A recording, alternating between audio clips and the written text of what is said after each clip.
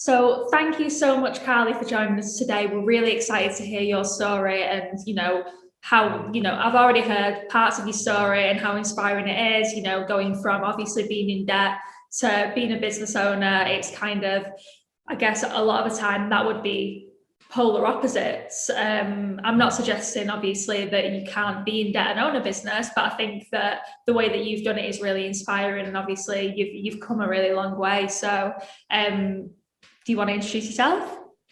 Yeah, so I'm Carly Thompsett. I run Anaphese Store. I have for 6 years this July, actually. I had a few issues when I was in school. So I had sort of dyslexia, dyspraxia. So I struggled a lot.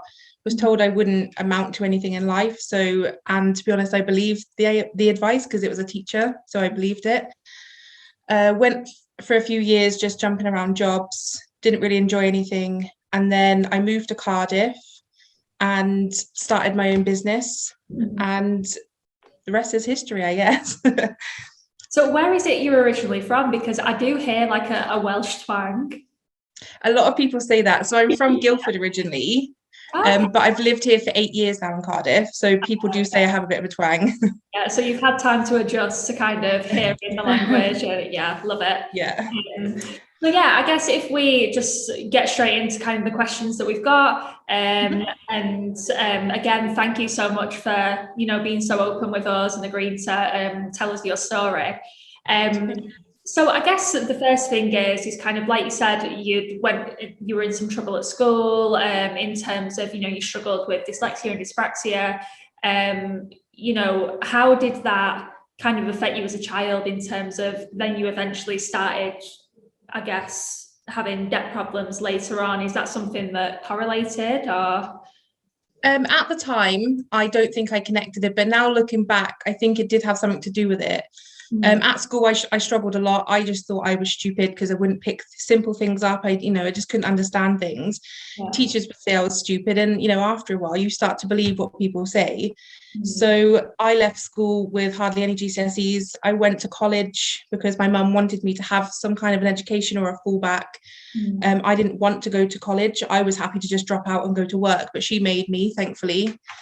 And I kind of just bounced around, and it kind of made me feel like I wasn't good enough to get a good job. I was always going to be a low paid worker. And that's then joined in then for when I did lie and get into debt.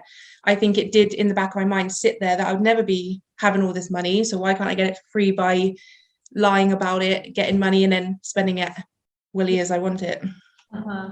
And in terms of how you actually got into debt, how did that kind of experience start? Because I think a lot of people, I think from our experience, working as a debt advice company, a lot of people don't even know how it began. Like they just find themselves in a position one day and they can't actually pinpoint the moment that they got into debt. It's just something that seems to have crept up on them, which is just a story we hear so often, I guess. With mine, I remember the day I made a decision to do what I did, but I didn't realize the amount it was. That's what creeped up on me, was suddenly I was 6 grand in debt, and I was like, whoa, I don't remember. But it was obviously the charges on top. It was this, it was, everything was adding up. And so I remember it was the day my friend had turned 18. She had got a credit card. She was all grown up. She was an 18-year-old. She had a credit card. She had her own car. She could drive. And I was like, oh, I want that. Yeah. But I was 17 and you had to be 18. And at the time, I remember it so easily that they didn't ask for any ID, didn't have to prove I was 18, didn't have to prove I was what. All I had to do was press a box to say, yes, I'm 18. Took me as my word, sent me 2 cards. I think it was £1,000 on each card. And within 2 days, I just went shopping. I just spent it. I paid some friends petrol because she was driving me around. And I literally went through it within about a week. Yeah. And that's how it started, downhill from there. I mean, it's so easy to do though. Like, I mean, I guess it's probably something that you feel quite passionately about in terms of, how easily you got access to that at such a young age is like mind blowing, because they don't know anything about your financial background, your parents' financial background. You could have been coerced into getting credit cards, like someone might have made you take them out. Someone could have been pretending to be you even. So it's crazy how easy it is to get them in the first place. But then also there's that added pressure, like you said, of, you saw your friend with all of these things, and at that age you were so easily influenced by your peers. So your friend's got a car, oh, I want a car, my friend's got the newest mobile phone upgrade, I want that phone upgrade. So I was awful with phones. I worked at McDonald's, so I got paid every 2 weeks. Every 2 weeks I'll just change my contract. I'll just cancel it and get a new one out just to get the new phone. I was awful. I used to be like the joke. My dad used to have 10 numbers saved for me, because at the time you couldn't obviously change the number. You had to change SIMs completely. And they'll just have like 10 numbers saved for me, because every 2 weeks I'll just buy a new phone. So were these like contracted phones, or so things that you at first they were credit, and I would just top up credit, and then I got annoyed with having to top up so often that I then went to a company down in Portsmouth, and I was like, I want a contract, I want the best deal. It wasn't the plans you get now of like unlimited numbers. It was still like, certain things. But yeah, I wanted the brand new phone. I don't think iPhones were even out at the time. And it was like Samsung's and the pink flippy Motorola ones. And it was all those fashionable ones. My mum used to have that one. Love it. Yeah, and that's how I got into it. I wanted the new phone advertised every time I got paid. Why can't I have it? Everyone else can have it, so why can't I have it? And that was my way of thinking, because that's how easy it was to get a new one. Yeah, and another thing as well that we hear, similar to that, is kind of like when people hear about debt solutions, which I'm sure we'll discuss further, some comments that we get is kind of like, oh, well, if, you can take out a debt solution that helps you to write some debt off, then, everyone can just get into debt and then just come get a debt solution and write it all off. I mean, obviously that's not quite the way it works. Like, there needs to be some proof there that you really can't afford it, and that, you're really, really struggling. But it's similar to what you were saying, kind of like that attitude of, why can't I have it? I can just go out and get it. But it's not your fault at the same time. It's the fault of, it being so easily accessible and regulations not in place, and like getting the phones, the salespeople were so interested in selling me the next one. They didn't care that I was racking up a £400 bill to cancel my contract. They didn't care. So they were more than happy to keep just funding me these phones. Like they didn't have an issue with it at all. Yeah, absolutely. At the end of the day, especially with businesses, like the majority of them, it's like that's how they make money. It's a sell thing. So it's completely kind of, it seems so immoral, but at the same time you look at it and you're like, oh well, what else did I think they were going to do, I guess. Pretty much. And so what was I guess I don't know if this is something that you felt personally, but what was like the breaking point for you in terms of when did you realize that your debt was a problem and you actually wanted to do something about it? There was 2 moments that I can remember. So the first one, I was living with my parents. I was out for the day, I wasn't at home, but my little sister she was probably about 11, 12. She was at home just in between, I think, my parents going out. So she was at home for like an hour or so on her own. And a debt collector knocked at the door. She obviously didn't know what to do. It was a big strange man requested monies, thinking she was me, because obviously he had no idea what I looked like. So someone saying it's not me, obviously they're not going to believe you. But obviously no one was there. He started shouting, he started trying to push his way in the house, and she was absolutely petrified. Rightly so. Obviously I was a grown-up at that time and I was still petrified. And my dad absolutely went mental at me. He was like, how dare you put your sister in that position? And then I felt awful then. So I was like, that obviously wasn't what I intended to do. That wasn't how I wanted it to end. So then a few years later, obviously I started paying things back. But a few years later, I moved in with my gran, and I'd kind of been okay paying things back, but then it kind of slipped back into it again. And I was getting out different things. So it wasn't phones this time, it was car finance or getting a payday loan, and, and started slipping into more adult-y things. And then I would get the letters, but they'd go to my parents' house. My mum would give me the pile of letters and I would hide them. My gran once hoovered my room, found all the letters, and then started crying. She was worried they were going to come to her house and start emptying it. And, and then that's like, that's twice now I've made my family cry because of my debt. Yeah. And, I felt awful. I was like, I know this is my problem, sorry, not theirs, my problem, but it was their houses and their stuff that was on the line. And it wasn't something I'd connected before. And then suddenly it connected and I was like, I can't stop. I can't keep doing this to them anymore. Yeah, no, that sounds like a really difficult situation. Like, sorry that you had to go through that as well, because, bailiffs are something that we're very much against. It's fear mongering. It's not something that anyone should have to experience, no matter, how much money trouble you're in, or, how much debt you've taken out. I think that the creditors that are taking action in that way, it's irresponsible, and it's terrifying. It didn't want to make me pay it back any quicker. It actually scared me more into not paying it back. So it was more than I was then ducking and diving more, because I knew I kind of learned the rules as well that they could and couldn't do. So then I got a bit more comfortable with that. And again, you just get comfortable in the situation, really. And then that's how it just goes downhill again. And that's where I got to again.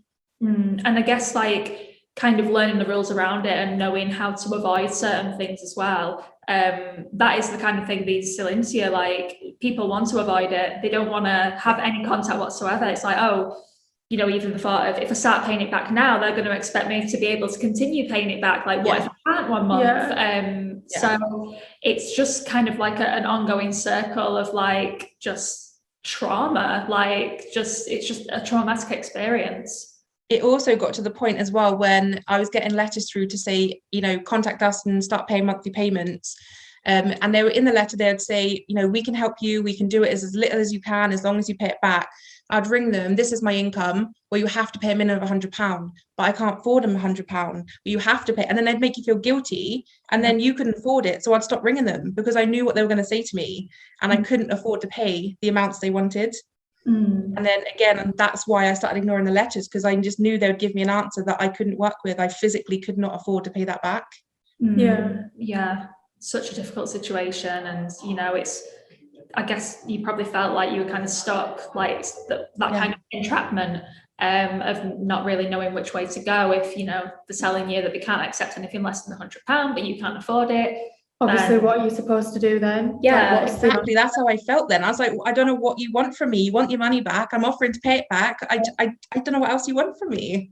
Yeah, no, absolutely. And was it something that you were told people close to you about? Like, obviously you said that your gran found the letters, but was it something that did you have friends that you could talk to about it at the time? Or was it something that you felt was like still kind of a really big taboo? I didn't tell anyone. The only reason people knew is because they found out. I was so embarrassed by it. For one, I was a stupid kid the first time, and I was so stupid to get into it. And then I tried to sort it out, and then I just had no excuse then. I was an adult. I had a full-time job. Why was I still so much in debt? Why was I still being so immature? So the only people that know is the people that found out. I used to hate having to admit I was in debt, because I felt embarrassment to me. Like, that's how I felt, was embarrassed by it. Yeah. Oh, that's so difficult. And I think it kind of plays into the stigma that remains around it today of, people don't want to talk about money in general, never mind debt. And also I think that it's created this image of what does a person in debt look like. Like, I think that people look at people who are in lower paying jobs and they think, oh, that would be someone who they'd associate with debt. But then they'd see someone walking down the street in a really nice suit, they might be the CEO of a business, and they might think, oh no, they're rich, they're really well off. Yeah. But anyone can be in The debt. opposite way around usually. Absolutely. Like, you can find that, millionaires are in debt, celebrities get into debt, who obviously most of the time have a lot of money. And I think that talking about it more, I don't know if you agree, but the more we talk about it, the more those stereotypes will be kind of torn down and destroyed a little bit more. And like, oh, did you hear about this person? They suffered from debt, but now they're doing really well. They're really successful. And it works both ways completely. Was a bit like Katie Price. She was this well-known celebrity with all this stuff and this massive houses and cars, and then she came out and said I'm actually in a lot of debt. And she had to move houses and everything. And I think people looked at her differently, not in a bad way, but just like, thank you for being honest. Thank you for not living a fake life and putting more the younger generation into debt because they think that you're affording it off of your wage when you're not. You're actually like thousands in debt. So I actually liked her that she did that and made it more of a normal conversation for people.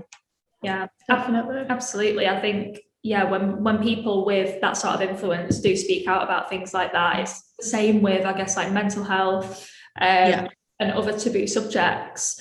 It's something that is just so valuable to speak about when people have such a large following.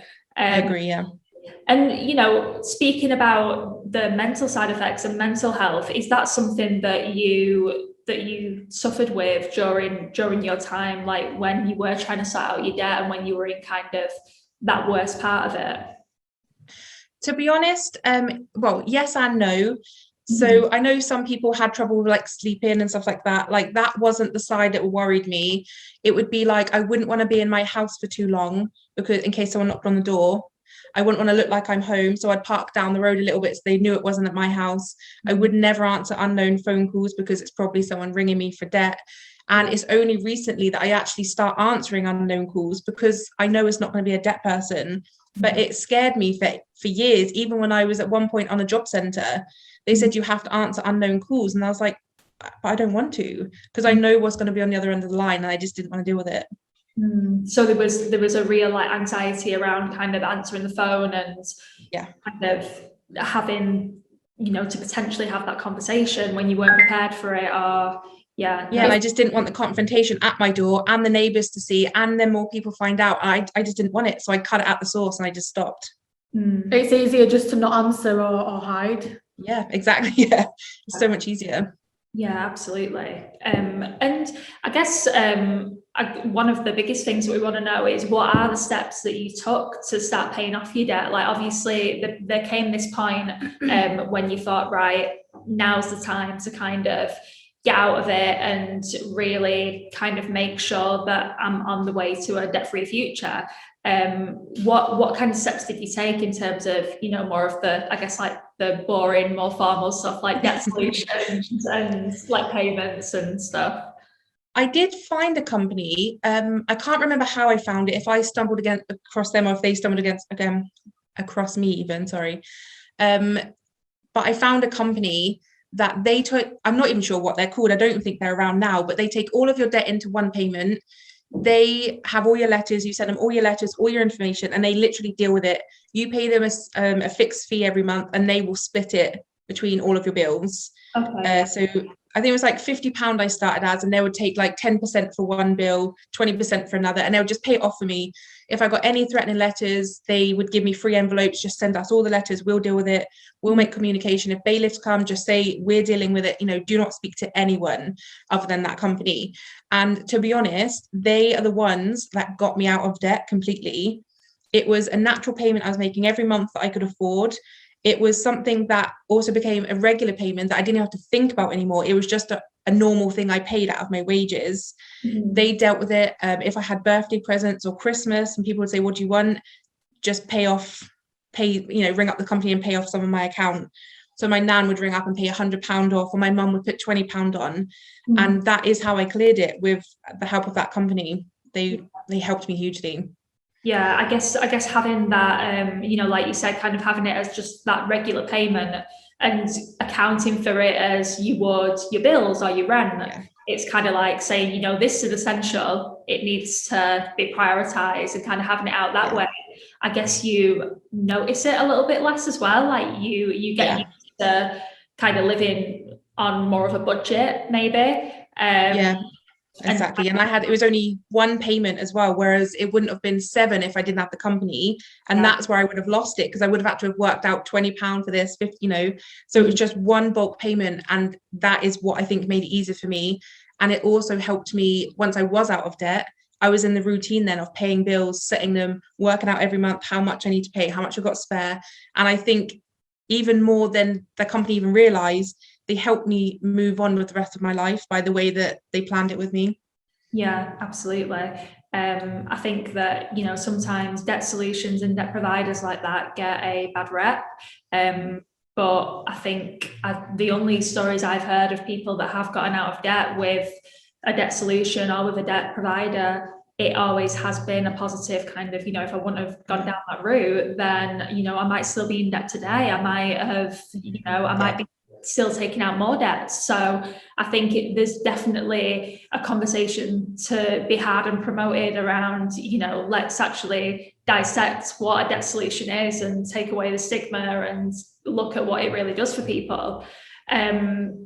And obviously with that, I imagine, you know, your view of finances changed enormously. Can you talk to us about kind of what changes maybe you made in your life when it comes to finance and how you look at finance now? Well, when I was in debt, I still lived in parents' or grandparents' houses. I didn't pay rent. It was just my bills. So as you can imagine, as a 18-year-old, I didn't have many bills. You know, I didn't have gas and electric. And obviously being in debt, I couldn't even afford to move out, because if I can't afford to pay my debt off, how can I afford to pay rent or save up to pay rent or, you know, all the bonds and things. And it wasn't until after I cleared my debt that I then had that new lease of life, I guess, and the new way of looking at things, that I was able to save for a bond. Me and my sister moved out. We were able to pay our rent, and I had a little Excel sheet that people used to laugh at, and I'd have, you know, rent, how much, phone, how much, with a total at the bottom. I'd pay all of that on payday, and the rest was mine to do whatever I wanted, if I wanted to save or spend, and that helped me get into that. And I even taught my sister how to do it, and it just makes me feel calmer and better about, like, I know that there's no surprise bills. And I've even got into the habit, I still do this now, that I don't leave money in my main bank account, because I'm scared a payment's going to come out randomly that I can't afford. So I'll move my money out into another account and only move it back to pay a bill or to buy something. And I still do that now. I can't get out of that habit. Yeah, no, and I think that, you know, that's like obviously one of the oldest budgeting methods, kind of using an Excel spreadsheet, and, you know, it does the job. Like some people need really fancy ways of doing it, but for some people an Excel spreadsheet works. For me, I still write it down on a piece of paper when I'm budgeting.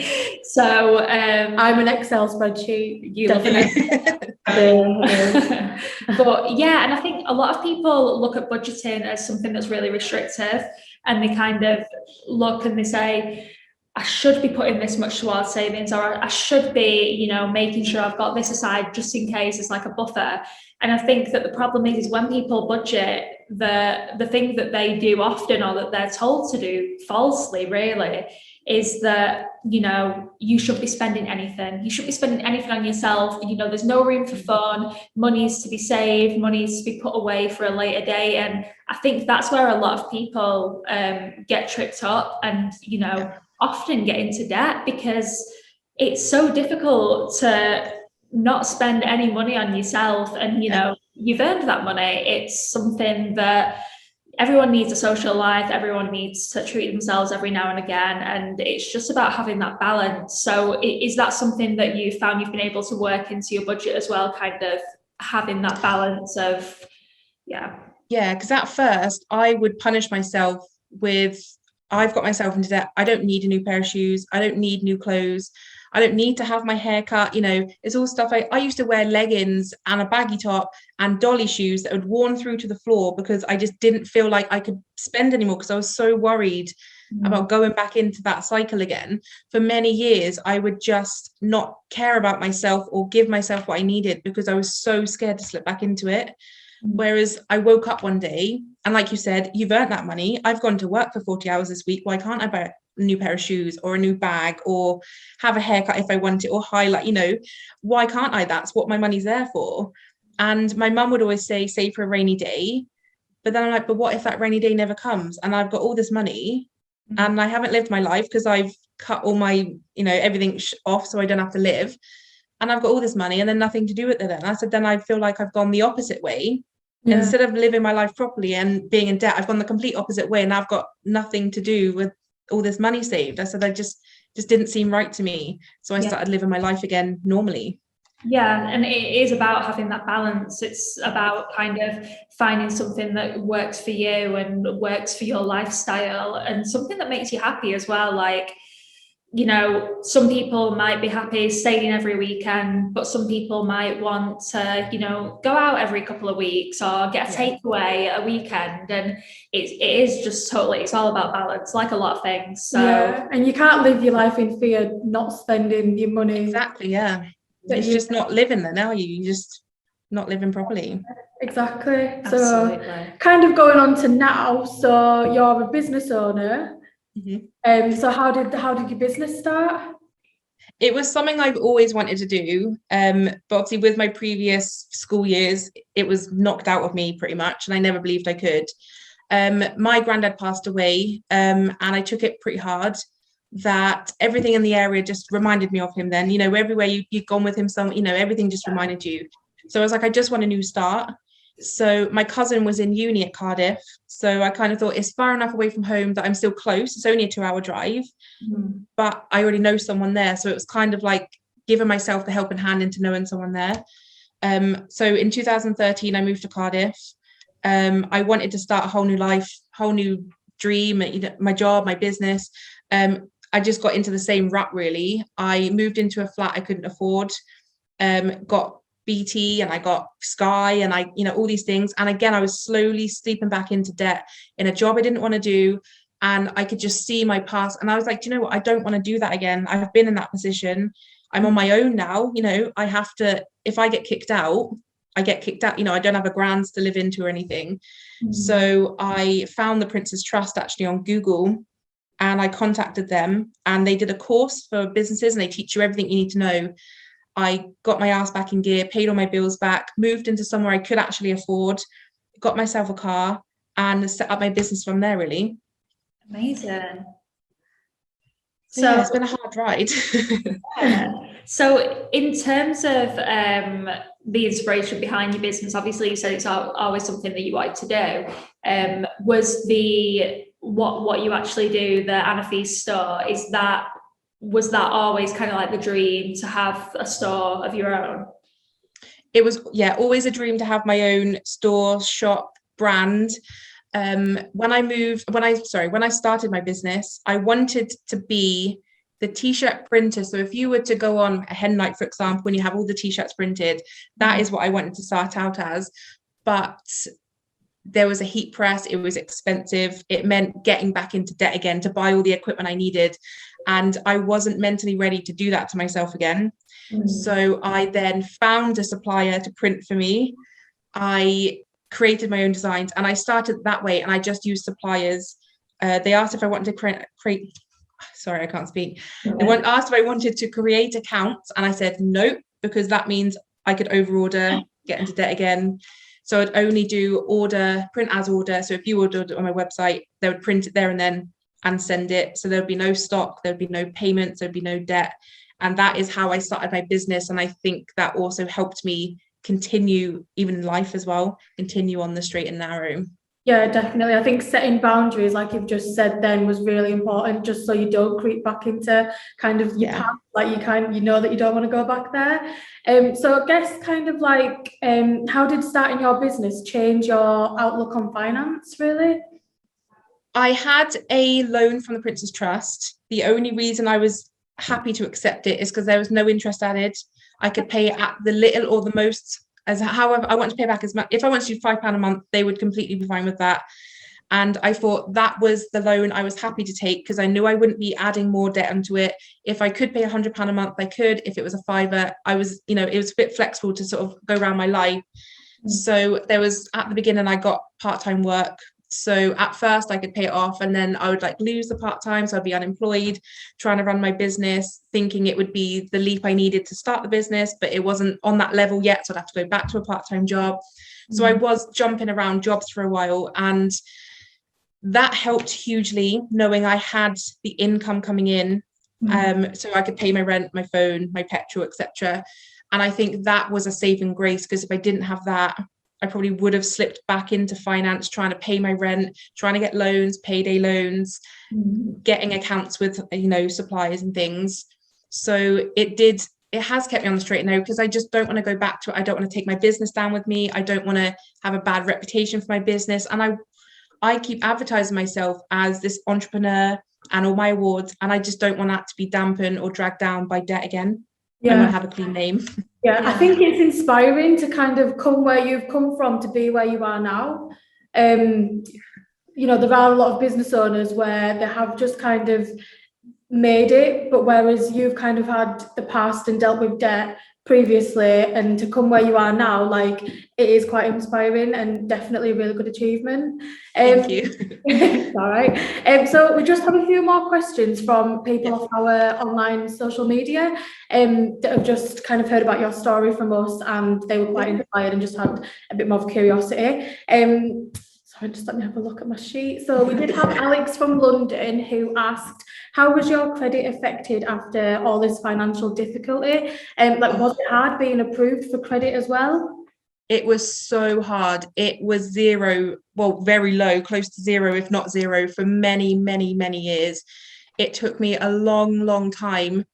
I'm still not great now. I'm still probably halfway between good and bad, which a lot of people are surprised about because it's been so many years. But I have to explain to them, I damaged my credit so badly that it's probably more of a warning for people like creditors and that, to just not to, because of my past. So things like I can't get a mortgage because my credit low is so bad. I could just about get a car on finance because my credit was so bad. And it's affected me hugely. It still affects me now, but I just have a way now of saving money to the side so that I can, if I need to pay my insurance for the year, I can pay it as a bulk, just to try and claw my score back up, really. So I try and do things like get my phone, or I do actually have a credit card that is paid and just sits open, just to help my credit score, just build back up to what it should be. I think with one thing that we've heard a lot as well is, and what people are worried about taking out a debt solution is credit scores. And, you know, we get a lot of comments, you know, saying like, oh, well, if I take this out, am I ever going to be able to, you know, if I do need to take a loan out, will I ever be able to do it again? And obviously it does take a long time. And like you said, it is something that people don't think about when they are getting into debt initially. It's the last thing on your mind. Like, it's not even something that crosses it. So I think it's really good that, you know, you've spoken openly about that, because it's definitely something that I think people need to know, like, about kind of like debt and how it can be affected. So we've got another question, if you don't mind answering. Okay.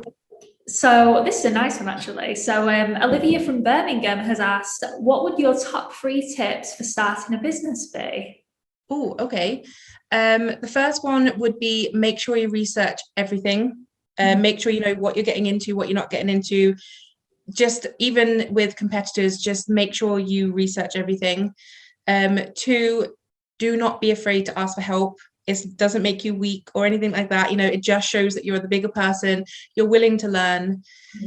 And the third, I would say, to be honest, just enjoy it. Enjoy the ride, because some people, they don't sleep, they don't do this, you know, they don't do that, they don't live their lives. But you have to live your life, you have to enjoy what you're doing, and you don't want to wear yourself out that you then hate your business or you hate your journey. Just enjoy what you do, enjoy the lessons you learn, enjoy every step of the way, to be honest. It's the greatest thing. Love that. Very positive attitude. Yeah, definitely.